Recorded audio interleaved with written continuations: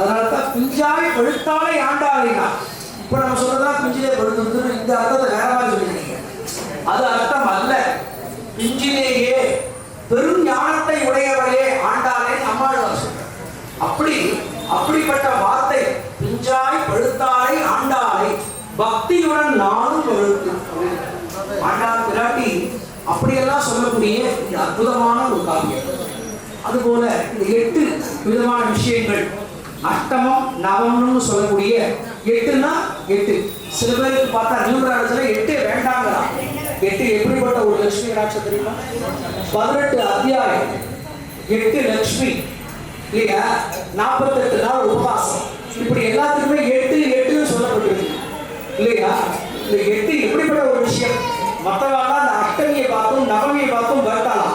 இந்த தீகள் போய் சுவாமி வேண்டிட்டுதான் எல்லா திதியும் நம்ம எல்லாம் கொண்டாடலாம். ஆனா என்னுடைய திதியான இந்த அஷ்டமியையும் நவமியையும் கொண்டாட மாட்டேங்கிறா அப்படின்னு வேண்டிட்டான். அதுக்கு அந்த திதிகளுக்கு பெருமாள் நிறைந்தது வாபர யுகம், திரேதா யுகம், கிருதயுகம், கலியுகம்னு சொல்லக்கூடிய இந்த கலியுகத்துல 21ஆம் நூற்றாண்டுல நம்ம இருக்கோம். அந்த கலியுகம், இந்த கலியுகத்துக்கு முன்னாடி நான் அஷ்டமியிலே அவதரிப்பேன் கிருஷ்ணர் சொல்றார் இல்லையா. எல்லாரும் என்ன பண்றோம்? கிருஷ்ணருடைய ஜெயந்தி எங்க கொண்டாடுறோம்? கோகுலாஷ்டமின்னு கொண்டாடுறோம் இல்லையா. நான் சொல்றது உண்மையா? அப்படி நடக்கும். ராமர் சொல்ற உன்னுடைய தீதியில தான் நான் பிறப்பேன், கவலைப்படாத. அப்போ ராம நவமி. நவமன்றது என்ன தெரியுமா? 9 உடல்ல இருக்கக்கூடிய நவத்வாரங்கள். எப்படி? உடம்புல இருக்கக்கூடிய நவத்வாரங்கள், 9 நவ கிரகங்கள். இப்படி இந்த 9க்கு அப்படிப்பட்ட ஐடி. அப்ப இனிமேட்டு யாரும் அஷ்டமியை படிக்காதோ நவமி படிக்காதோ. ஆனால் வளரும் தன்மை ஏற்படும் பொழுது அந்த இடத்துக்கு கூடாது. கால தேசம் எல்லாத்துக்குமே கால பிரமாணம்னு ஒன்று இருக்கு. இந்த காலத்துக்கு இதை எடுத்துக்கலாம், அந்த காலத்துக்கு அதை எடுத்துக்கலாம்னு சொல்லி முன்னோர் சொல் முறை தப்பாமல் கேட்டுன்னு சொல்ற ஆழ்வார். எப்படி? முன்னோர் சொல் முறை தப்பாமல் கேட்டு. எப்பவுமே முன்னோர் என்ன சொல்லிருக்காரோ அதை ஆமோதிச்சே போயிடுவோம். நதி மூலம் ரிஷி மூலம் பார்க்க கூடாதுன்னு சொல்றதுக்கு காரணம் என்னன்னா, நதி எங்கே இருக்கிறது யாருக்குமே தெரியாது. அது ஆராதனை, தீர்த்தம், இறைவனுடைய கடாட்சம். இது பஞ்சபூதத்துல கொடுக்குறது, தீர்த்தம் எடுத்து சாப்பிடுவோம், கண்டிப்பா அது சத்தியமாகும். அதே போல ரிஷி எப்படி வந்தாரே தெரியாது. ஏன்னா பக்தி ஸ்ரத்தை. நம்ம எல்லாம் என்ன வச்சுக்கணும், அந்த பூலோகத்துல பெண்ணும் ஆணும் அவர்களுடைய இச்சைக்காக பிறப்பதுதான் குழந்தை நம்ம நினைக்கிறோம். அதை விட அந்த ஞான மார்க்கங்கள்ல, பக்தி மார்க்கங்கள்ல காந்தர்வ மனம், காந்தர்வ விபாகம். ராமர் எப்படி பிறந்தார் அப்படின்னா எல்லாருக்கும் தெரிஞ்சுக்குமா தெரியாது தெரியாது. பாயசத்தை உண்ண சொல்றான். அந்த பாயசத்தை சாப்பிட்டதுனால தான் பரதன், சத்ருகன், ராமர், லக்ஷ்மணன், பரதன், சத்ருகன் இப்படி 4 குழந்தைகள் பிறந்தார். அப்போ தெரிஞ்சுக்கணும், அந்த காலத்துல குழந்தை பிறப்பது என்பது தன்னுடைய ஆண் பெண்ணுக்காக இச்சைக்காக பிறப்பது அல்ல. அந்த மகா புருஷர்கள் இப்படி எல்லாம் இருந்தார். காந்தர்வ மனம், காந்தர்வ விபாகம், இந்த பஞ்சபூதத்தின் சாட்சியாக உனக்கு தாய் அப்படிதான் சொல்லுவோம். இப்படி நம்ம என்ன பண்றோம்? அக்னியை வளர்த்து மோமுக்த பெருக்கி அந்த பஞ்சபூதத்துல ஒரு சாட்சியா அக்னியை வச்சுதான் திருமங்கை தானம் பண்றோம். அதே போல 7 அடி எடுத்து வைக்கிறோம். 7 அடி எங்க போறது? 7 உலகத்துக்கு போறது. கல்யாணம் எங்க நிச்சயிக்கப்படுதுன்னு சொல்லுவாங்க. அடுத்தடுத்து எடுத்து கொடுக்கணும். உங்களுக்கு அப்பதான் பதில் சொல்றேன். நீங்க அதை சொன்னோம் சொல்ல வேண்டாமா? இந்த மாதிரி கல்யாணம் சொர்க்கத்தில் நிச்சயிக்கப்படுகிறதுங்களா. அதனாலதான் அந்த 7 அடி நடந்து போய் நடக்கிறான். அதுக்கப்புறம் அம்மி, அந்த அம்மி இருக்கு இல்லையா, அம்மியில ஏறி சத்திய பிரமாணம் பண்ணணும். எதுக்கு சத்திய பிரமாணம் பண்றோம்? என்னுடைய குலம் இதுவரைக்கும் என்ன பெண்ணா காத்துட்டு வந்தது, அந்த பெண்ணை உனக்கு நான் தாரை பார்க்கிறேன். எப்படி? கன்னிகை தானம் செய்கிறோம். அது பேர் தான் கன்னிகா தானம். எப்படி? ஒரு கன்னியை இன்னொரு குலத்திற்கு நான் தானம் செய்கிறேன், அதுக்கு பேர் கன்னிகா தானம். அந்த கன்னிகா தானம் செய்யும் பொழுது இந்த அம்மிக்கு உருவும் தன்மை கிடையாது. ஒரு ஆயுசு முடிஞ்சா வெடிச்சு போடும். அதுபோல என்னுடைய கற்பையும் பதிவிரதா சக்தியையும் கணவனான உனக்கு நான் கண்டிப்பாக நிச்சயமாக பகிர்வேன். இதுதான் சத்திய பிரமாணம். எப்படிப்பட்ட ஒரு இல்லற தர்மம், எப்படிப்பட்ட ஒரு கடாட்சம், எப்படிப்பட்ட ஒரு வைபவம், இப்படியெல்லாம் இருக்கிறதா விஷயம். இது கடவுளை எடுத்து கொடுத்த விஷயம். அப்படி இந்த 8 என்பது அவ்வளவு உச்சிதமான ஒரு விஷயம். அந்த 8 லட்சுமியை வேண்டிட்டு தான் போட்டோம். போட்டதுக்கு அப்புறம் இப்ப அந்த கரண்டி இருக்கு பார்த்தீங்களா, நான் பிரசாதம் கொடுத்தீங்களா, வாழைப்பழம் இருக்கு. அந்த வாழைப்பழத்தை எல்லாம் அந்த ஜலத்தை தெளிக்குமா, ஒரு நிமிஷம் அந்த பழத்தை அப்படியே வச்சுக்கோ. அந்த கரண்டி கொடுத்துருக்கா இல்லையா, அந்த கரண்டினால ஜலம் தெரியும். நான் மணி அடிக்கிறேன்.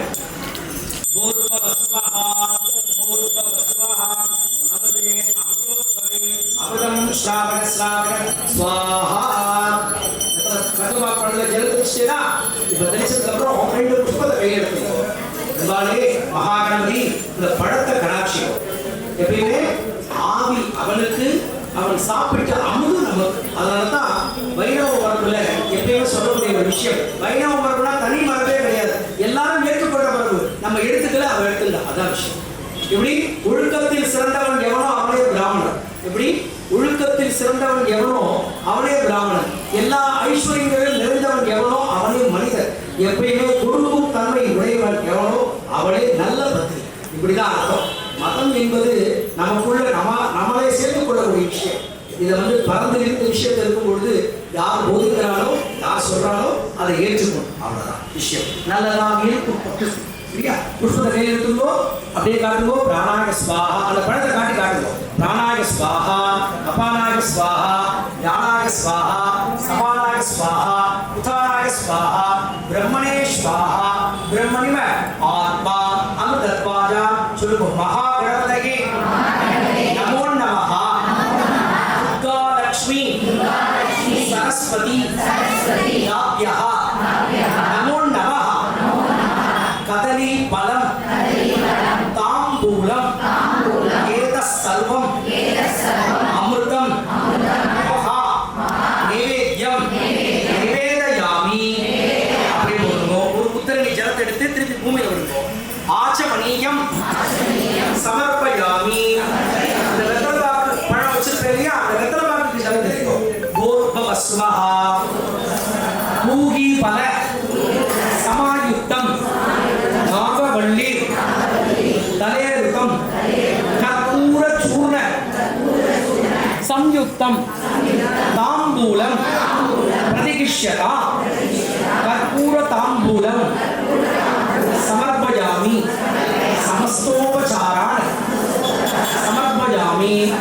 2 புஷ்பத்தை கையில் எடுத்துங்கோ. அவாவாளுக்கு என்னென்ன பிரார்த்தனைகளோ மனசுல வேண்டிங்கோ. நல்லா நினைச்சுங்கோ.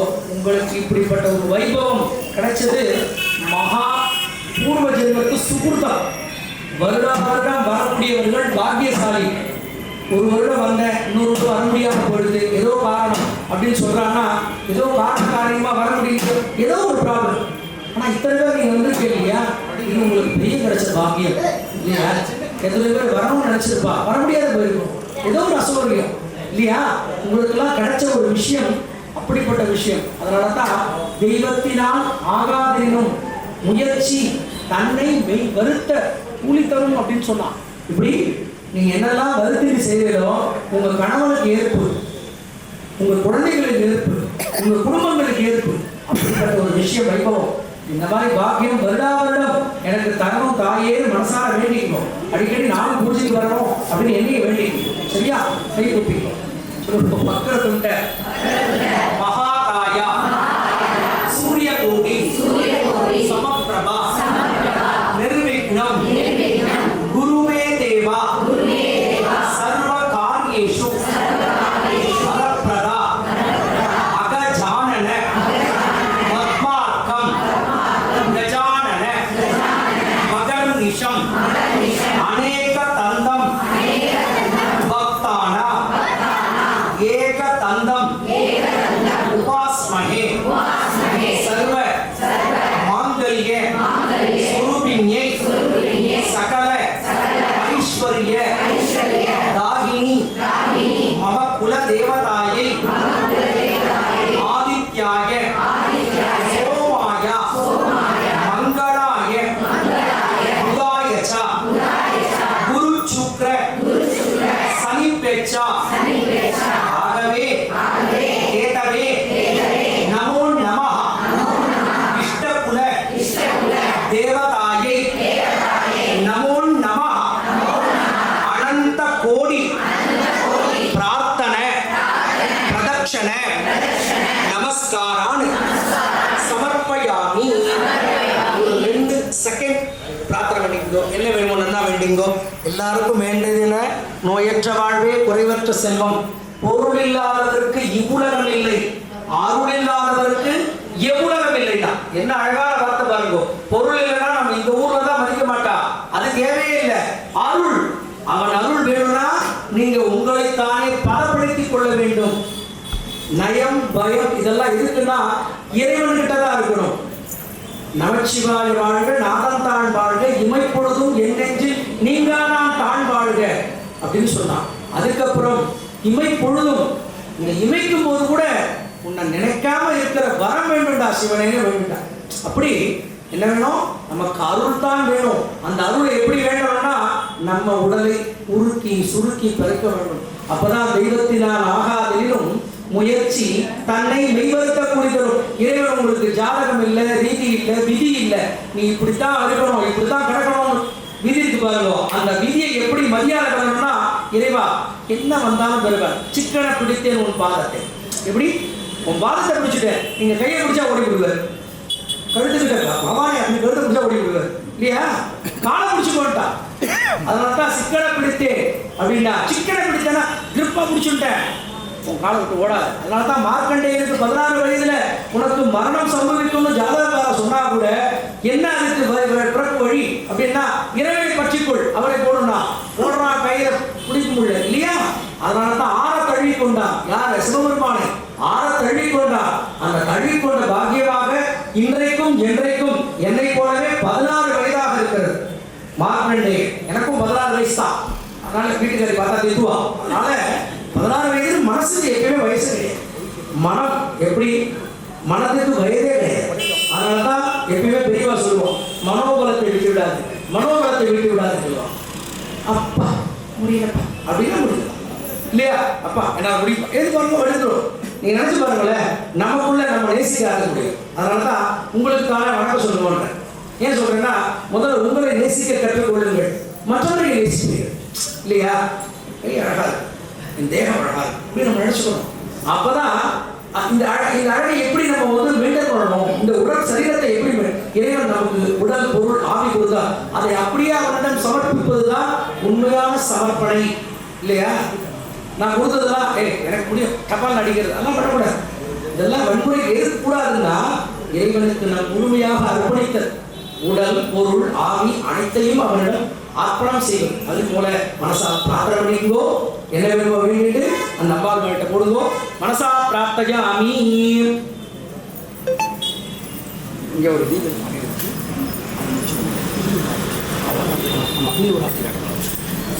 எல்லாரும் பிரார்த்தனை பண்ணி போட்டீங்கன்னா அம்மா தூங்கும் போல அப்புறம் தான் அம்மா இருக்கோ. அதுக்கு அடுத்தது சொல்லுவேன், அவசரப்படாதீங்கோ. அதுக்கு ஒரு மந்திரம் இருக்கு இல்லையா? பக்கத்தில் இருக்கவா தெரியும், தெரிஞ்சவா சொல்லலாம் சரியா? போட்டேலா புஷ்பத்தை போட்டேலா சமஸ்தோபசாராணி சமர்ப்பயாமி. இப்ப இங்க தீபத்தை காட்டுவேன், எல்லாரும் கை கூப்பிக்கணும். அவாவாளுக்கு ஆரத்தி காட்டுறாங்க மனசை நினைச்சுக்கணும் சரியா? எல்லாரும் கை கூப்பிங்கோ, ஓம்னு சொல்லிட்டே இருக்கோம். 5 தடவை குறையாம சொல்லுங்க. ஓம்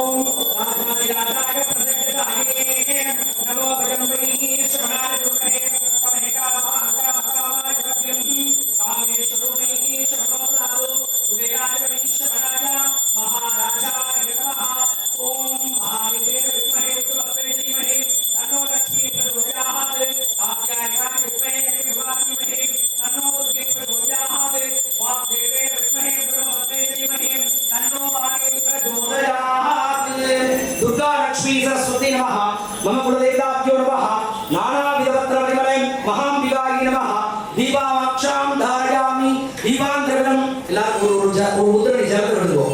दीपान्तरविदं சுத்த ஆச்சரண்யம் சமர்ப்பயாமி. அப்படியே காட்டுறான் இல்லையா? தொட்டு கண்ணில் வச்சுக்கோ. ரக்ஷாம் தாரயாமி நமஸ்கரோமி. கை குப்பிக்கோ.